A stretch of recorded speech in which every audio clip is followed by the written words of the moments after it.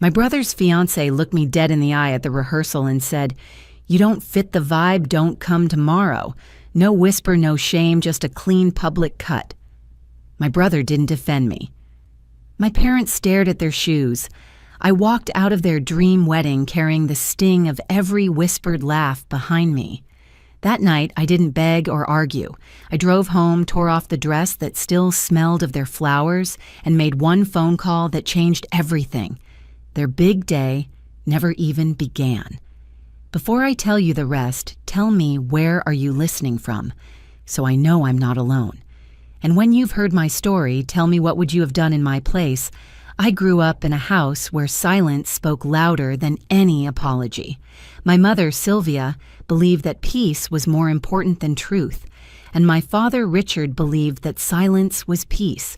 That left me the problem solver, the steady one, to hold everything together. When something broke, I fixed it.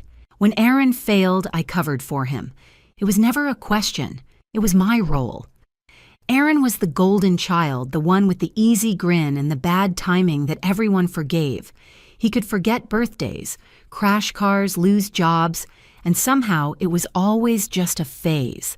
I was the planner, the spreadsheet in human form, the person who kept the lights on. My mother used to say it like a compliment, "Elena doesn't need anything." It took me 31 years to realize she meant Elena doesn't matter if she's not useful. When Aaron met Madeline, my family treated it like he'd won the lottery.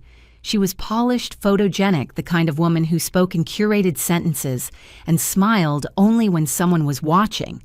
From day one, she looked at me like I was an inconvenient footnote in her perfect story. Still, I told myself to be gracious. Maybe she'd warm up. Maybe this was my chance to finally be part of something instead of just paying for it. So when they got engaged, I offered to handle the wedding logistics as my gift. Not just the bills, though. Yes, those too, but the planning itself. I booked the venue, met with florists, built timelines, managed invoices. It was what I did best. Numbers made sense. People didn't. Each payment came from my account, each contract under my name, each email signed E. Carter, because Madeline wanted things to look professional. I didn't question it. I wanted it to go smoothly for Aaron's sake. For months I told myself their small dismissals didn't matter. The way Madeline corrected me in front of vendors, the way my mother said, "Don't make this about you," whenever I tried to share an idea. I smiled through it all, reminding myself that family means compromise. Then came the rehearsal dinner. The Willow Estate glowed under thousands of string lights I'd approved, reflected perfectly on the lake I'd chosen. Guests laughed, champagne glasses clinked, and Madeline stood in the center of it all like a magazine cover come to life. I stood at the edge, checking vendor notes, invisible but useful, until she turned and cut me out with a single line. That moment didn't come from nowhere. It came from years of being the dependable background character in other people's stories. But that night, watching the lights shimmer over the lake, I made myself a quiet promise I'd never pay for my own erasure again. And if it meant burning down the picture-perfect world I'd built for them, so be it. The next morning, I woke up to a string of polite chaos in my inbox, messages from vendors confirming final details, timelines, menu adjustments, delivery times. Every subject line began with "Congratulations to the happy couple." It should have felt like satisfaction. Instead, it felt like salt in a wound I hadn't noticed was still bleeding. I went through the motions, confirming schedules, double-checking payments, forwarding contracts.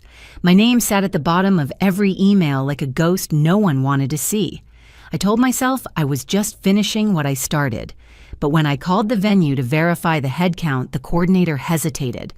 "Oh, Madeline already reached out," she said, her voice cautious. She wanted to update the main contact information for the event. Something in my chest went cold. "She what?" she said. "She's taking over and to remove you from all vendor communications." For a second, I couldn't even form words. My own name was being erased from something I built like whiteout over a contract. "Leave everything as is," I said, my voice steady but sharp. "If she calls again, tell her the account holder will be in touch." I hung up and just sat there listening to the hum of my office. The same room where I'd spent months crafting their perfect day spreadsheets, receipt schedules taped to the wall. My coffee had gone cold hours ago, but I took a sip anyway. Bitter. That was the taste of it all. I drove to my parents' house that afternoon hoping for some anchor, some sanity check. My mother barely looked up from her coffee when I told her what had happened. "Madeline's under a lot of stress," she said, waving her hand like she was brushing off dust. "You know how brides are. Can't you just let it go?" "Let it go," I said. "She uninvited me from a wedding I paid for." My father looked over the top of his newspaper. "You've always been independent, Elena. Let Aaron have his moment." There it was again, the script I'd heard my whole life. Aaron needs things. I can handle things. My role was to absorb the damage so he could stay golden. I drove home in silence, the kind that hums in your ears. On the passenger seat, my phone buzzed a text from Aaron. "Mads told me what happened. Please don't make this harder than it needs to be." That was the moment it all clicked. This wasn't about a misunderstanding. It was coordination, a quiet, calculated removal. I pulled into my driveway and just sat there, watching the rain streak down the windshield. Every drop hit like punctuation on a sentence I didn't want to read. They wanted me gone, but they still wanted my money. I looked at my reflection in the rearview mirror, tired, humiliated, furious. And for the first time in my life, I didn't feel like fixing anything. I felt like watching it all fall apart. That night, I spread every wedding document across my dining table, the same table that had hosted Thanksgiving dinners and quiet mornings of bookkeeping. Now it looked like a war map. Each folder had a color tab, each contract a clause I knew by heart. I wasn't thinking about revenge yet. I was thinking about clarity, about how many times I'd let people cross my boundaries because it was easier, about how being the capable one had turned into a trap I'd built myself. As I sat there, the doorbell rang. Miles Donovan, my business partner, and the only person who'd seen this storm brewing, stepped inside still holding his takeaway coffee. "You look like someone auditing her own family," he said softly. "Funny," I replied. "That's exactly what this is." He skimmed through the folders, eyebrows lifting. "These are all under your name, every single one," I said. "Venue, florist, catering, photographer, even the insurance." "Then you still hold the cards," he said. "They just forgot you're the dealer." I didn't smile, but something shifted inside me. Miles stayed until midnight, walking me through every cancellation clause, every refund policy, every legal shield I'd quietly built without realizing how much protection it offered me. I wasn't the outsider. I was the infrastructure. When he left, I sat in the silence of my apartment, surrounded by proof that everything they celebrated depended on me.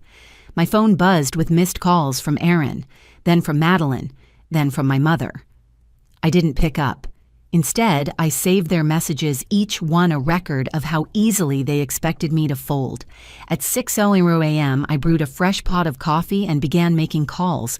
Not emotional ones, not angry ones, business ones. Calm, precise, professional. "This is Elena Carter, primary account holder for the Carter Grant event. I'm formally terminating our agreement effective immediately." Some vendors hesitated. Some didn't. Most were sympathetic once they realized who was actually footing the bill. By 9:00 a.m., the dominoes were falling. The Willow estate was off the schedule. The florist canceled delivery. The caterer rebooked another event. By noon, the wedding no longer existed, at least not in any way that could be salvaged. I leaned back in my chair, exhaustion mixing with something else I hadn't felt in years. Relief. Not triumph, not spite, just freedom from a role that had never fit.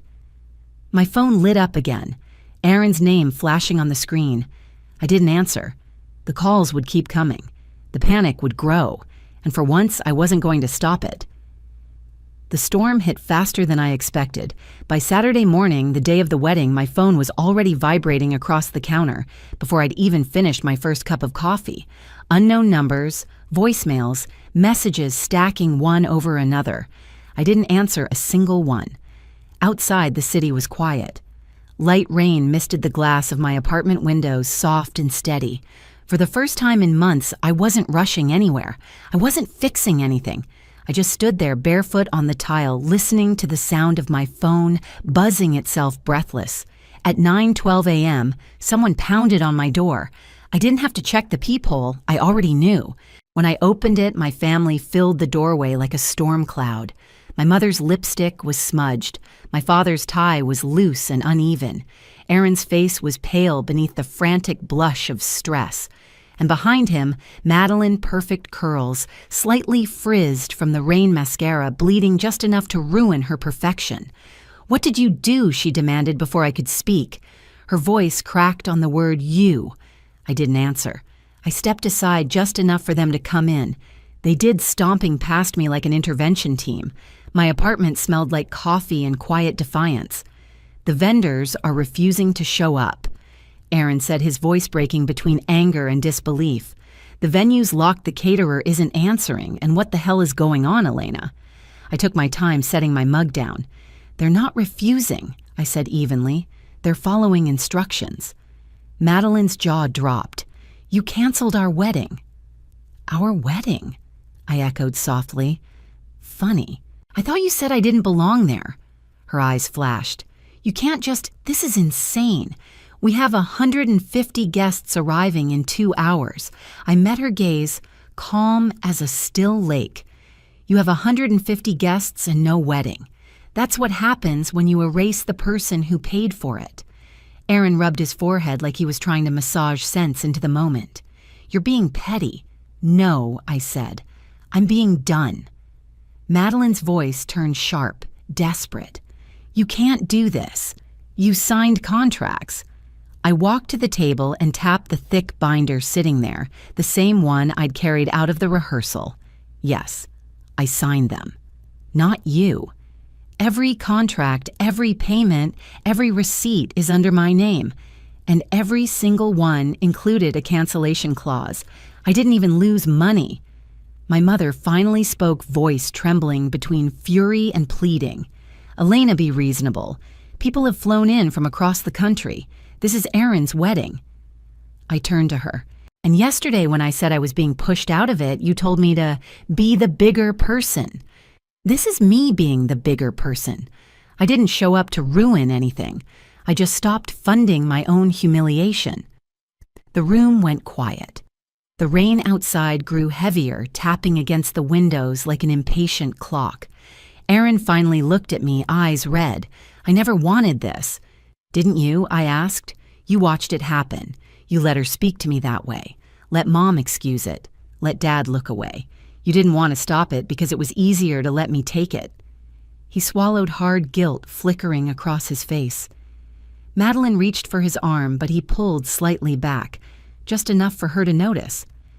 "I thought you'd understand," Aaron said softly. "You always fix things.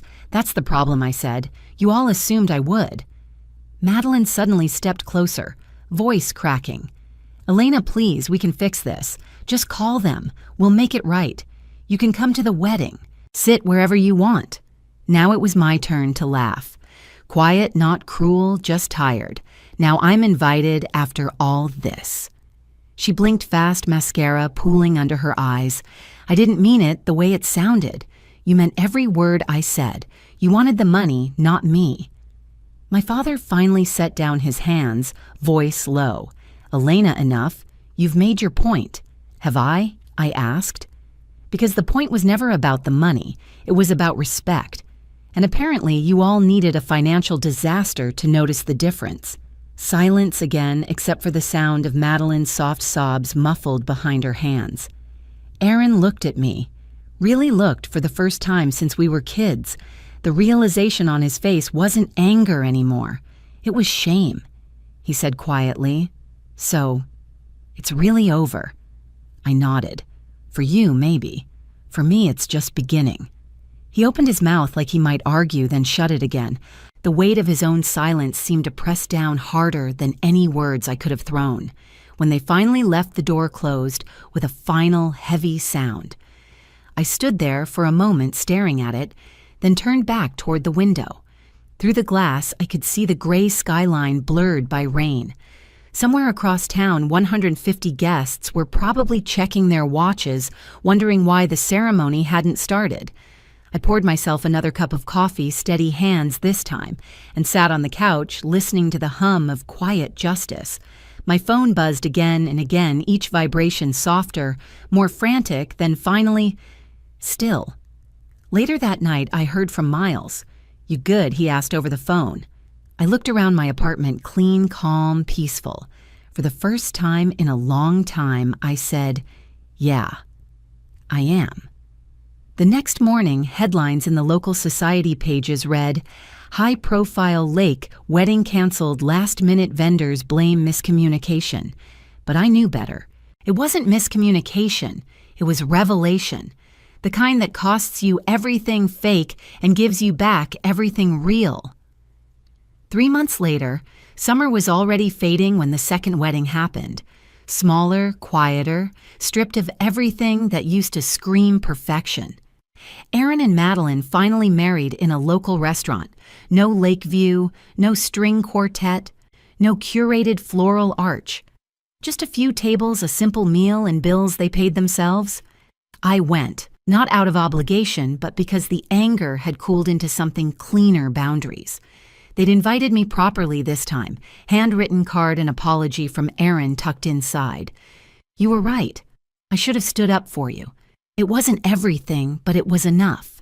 When I walked in, heads turned. There was no tension, just acknowledgement. Madeline greeted me with a cautious smile, her voice softer, almost human. "Thank you for coming." I met her eyes. "Thank you for the invitation." That was all. No drama, no grand forgiveness, just adults standing in the wreckage of their own choices, learning to be decent again. After dinner, Aaron and I stepped outside for air. The night was warm, the kind of Seattle evening that still smelled faintly of rain. "I still can't believe you did it," he said, a hint of awe in his voice. "I didn't do anything I said. I just stopped."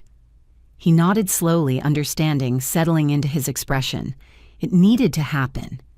"Yeah," I said quietly. "It did." We didn't need to rehash the details.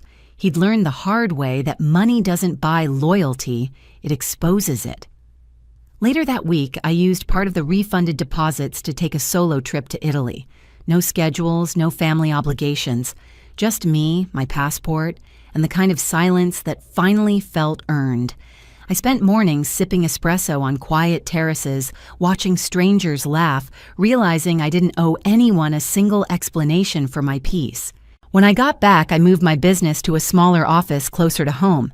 Miles teased me about early retirement, but really it was something else. I wasn't shrinking, I was choosing. For the first time, my life felt mine. Not borrowed, not bargained. Mine.